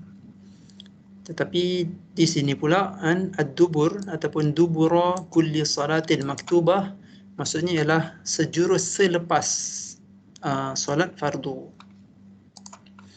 Baca ni lam yamna'hu min dukhulil jannati illa al-maut. Tak ada apa yang boleh menghalang dia masuk syurga kecuali nak tunggu mati je. Maksudnya syurga tu sudah ada jaminan bagi orang yang membaca ayatul kursi di hujung ataupun selepas solat fardu. Membaca 3 qul dan juga zikir Allahumma inni as'aluka ilman nafi'a wa rizqan tayyiba wa amalan mutaqabbala. Okey, adab berzikir ni ialah asasnya zikir dengan perlahan. Tapi Nabi SAW juga zikir dengan kuat. Tapi bukanlah zikir serentak macam yang sebahagian ataupun kebanyakan masjid surau kita buat. Baginda keraskan suara tu ialah dengan tujuan untuk mengajar. Tapi tak pernah pun sahabat zikir berjemaah. Ini pun satu lagi kefahaman yang perlu diluruskan oleh masyarakat kita ialah Sebahagian ustaz-ustaz yang setuju zikir berjemaah ni, mereka kata bila baginda keraskan suara, tentulah sahabat akan follow. Jadi bila sahabat masing-masing ikut, tentulah suara tu akan dibaca serentak zikir tu. Okay. Kalaulah dia serentak, tentulah sahabat akan riwayatkan, kami baca serentak. Tapi kerana tidak ada riwayat pun mengatakan ia dibaca serentak, yang ada hanyalah baginda keraskan suara. Lalu sahabat-sahabat ikut tapi dengan perlahan. Okay. Kadang-kadang takwilan ataupun tafsiran yang begitu jauh kan, dia membuatkan kefahaman nas tu salah fahamnya terjejas ataupun dia difahami dengan konteks yang kurang tepat kerana terlalu ditakwil dengan lebih mendalam atau dengan secara mendalam. Okey, perlu tak berdoa secara berjemaah? Okey. Para ulama mengharuskan, membolehkan doa berjemaah lepas solat. Tak ada masalah dengan satu syarat. La yudawi hadha ad-du'a atau ad-du'a jama'atan ba'da salawatil maktubah la yudawamu. Dengan syarat dia tidak dibuat secara berterusan. Buat sekali-sekala tak jadilah masalah. Tapi bila dibuat secara berterusan, nanti orang awam akan anggap ia sesuatu yang diwajibkan. Yang mana bila kita tak buat, dah jadi satu kepincangan pula. Dan dah rasa macam satu kesalahan ataupun satu dosa bila tak buat. Sebab tu benda-benda yang tidak disyariatkan secara spesifik, tapi dia ada, maka dibolehkan buat sekali-sekala. Contohnya ialah doa tu masyru', memang disyariatkan berdoa. Tapi doa secara berjemaah boleh tak? Maka di sini ulama bagi sikit kelonggaran, boleh dibuat tetapi sekali-sekala. Orang mati, kita baca Quran, sedekahkan pahala bacaan Quran tu kepada orang mati. Boleh ke tidak? Okey, mazhab Syafi'i kata tak sampai pahalanya. Imam Ahmad kata mudah-mudahan sampai sekiranya ikhlas. Kenapa Imam Ahmad berfatwa begitu? Sebab baca Quran ni memang masyru', memang disyariatkan. Tapi kalau dibaca untuk mayat, baca Fatihah contohnya, maka ia tak disyariatkan, tapi sekali-sekala ataupun tidak dibuat secara berterusan. Okey, jelas? Okey, seterusnya ialah zikir kan. Zikir menggunakan jari ataupun ruas jari. Dari Humaydah binti Yasir dari Yusayrah akhbaratha.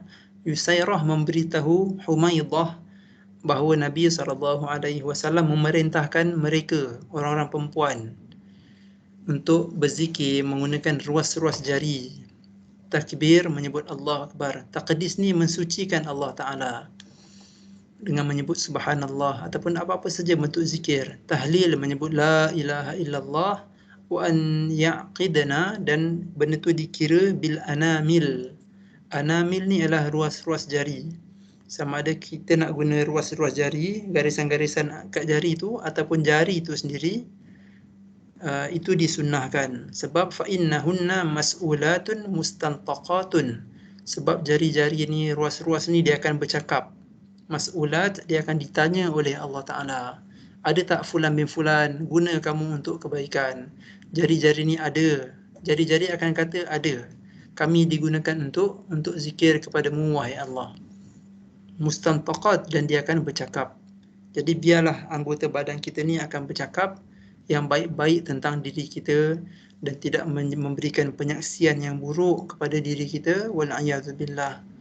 Okay, Allah Ta'ala kata al-yawma nakhtimu ala afwahihim wa tukallimuna aydihim wa tashhadu arjuluhum bima kanu yaksibun. Okay, semua tu al-yawma nakhtimu ala afwahihim. Pada hari kiamat tu kami akan tutup mulut mereka. Wa tukallimuna aydihim, kami akan membuatkan tangan-tangan mereka bercakap. Wa tashhadu arjuluhum, dan kami akan jadikan kaki-kaki mereka ni menjadi saksi bima kanu yaksibun, atas apa yang telah mereka buat semasa kat dunia. Nasallallahu ta'ala an yaj'alana mimman ya'maluna as-salihat wa mimman yajtanibun as-sayyi'at. Okey, ada soalan?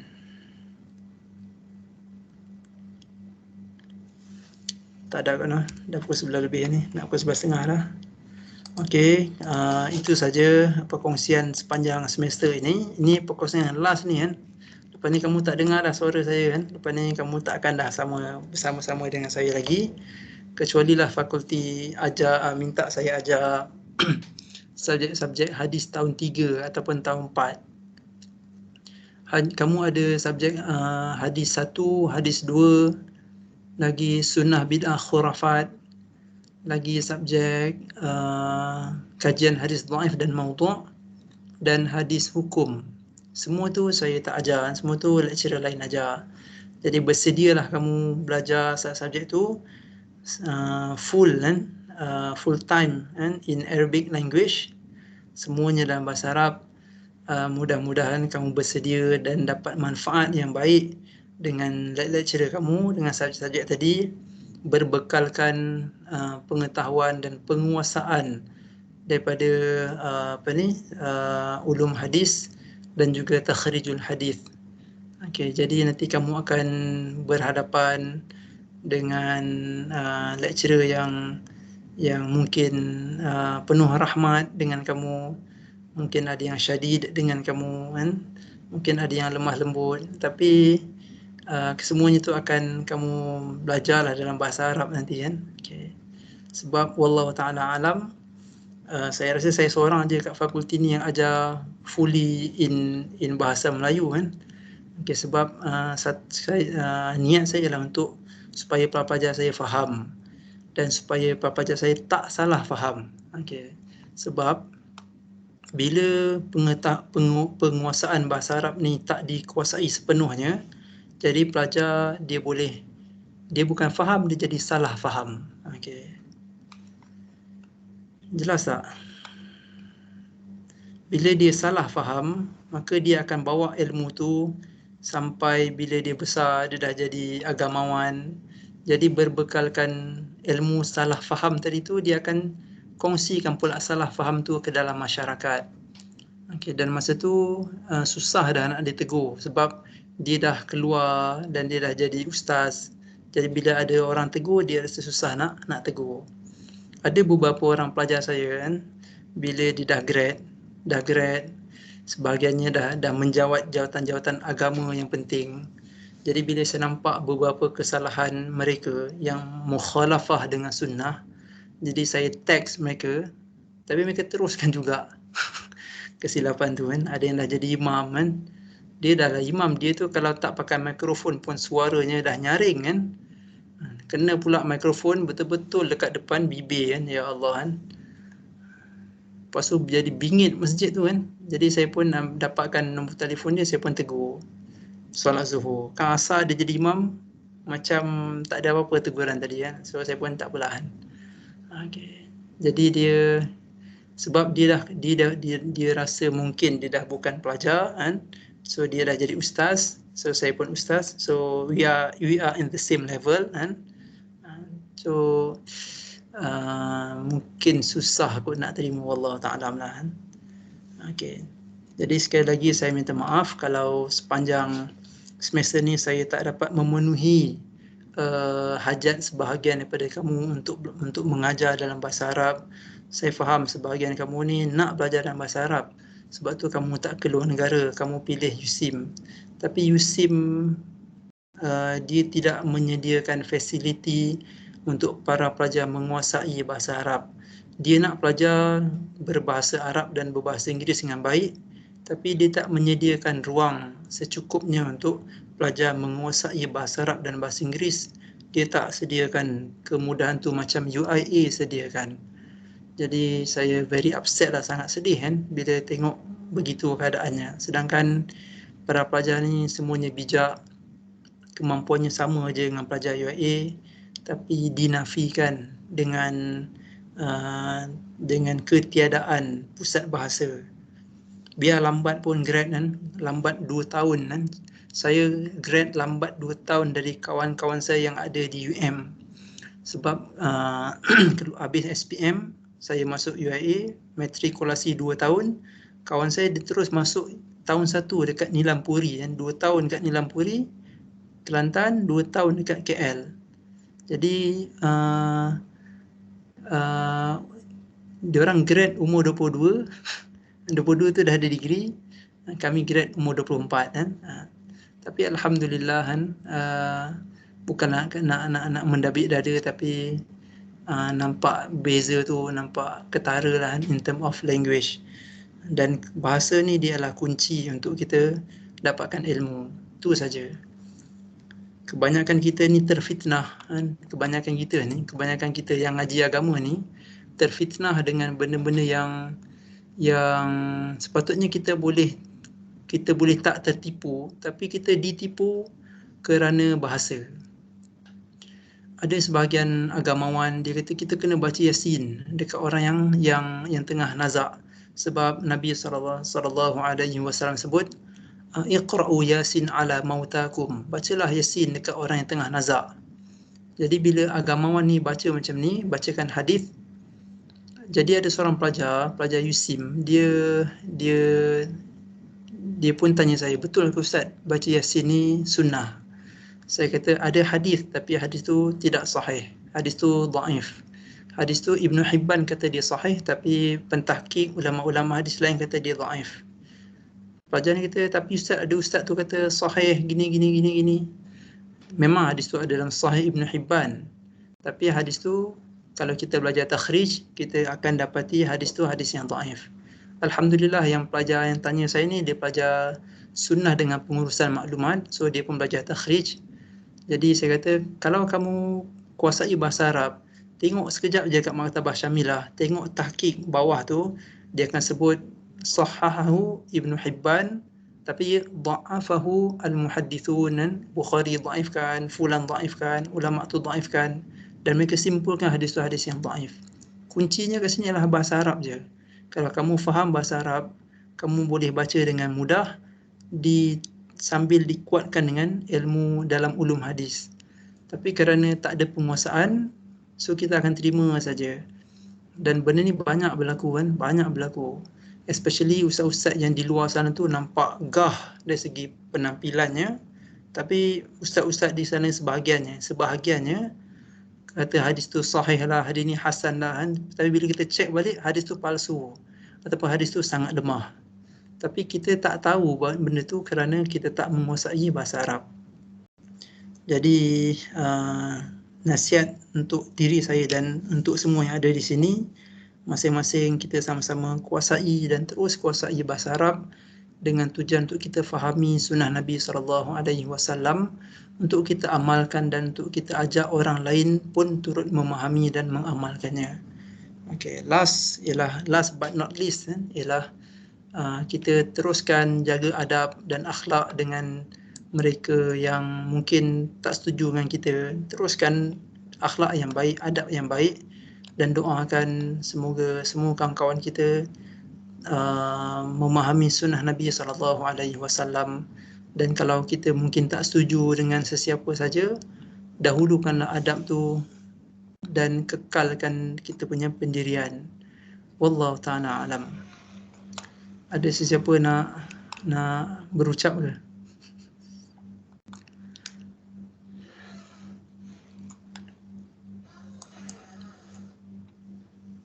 نكتفي بهذا القدر وصلى اللهم على نبينا محمد وآخر دعوانا أن الحمد لله رب العالمين.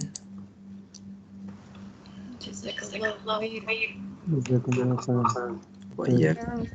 بارك الله فيك. وفيكم بارك.